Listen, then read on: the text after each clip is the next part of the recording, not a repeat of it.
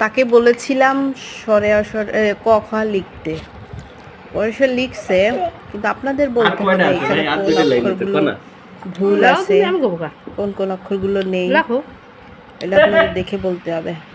দেখেন লিখছে, কত সুন্দর করে লিখছে, লাস্ট পর্যন্ত দেখেন কোন অক্ষর কোন জায়গায় দিছে, ভালো করে দেখবেন। আর আমাদের ভিডিওটা লাইক করবেন, সাবস্ক্রাইব করবেন।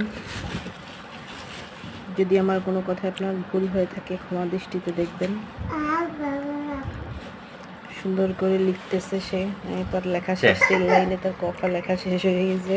ছোটবেলায় চন্দ্রবিন্দু পড়ো না? দেখেন চন্দ্রবিন্দুর দিন শেষ হয়ে গেছে না, আপনারাই বুঝতে পারবেন। তো চাট বানানো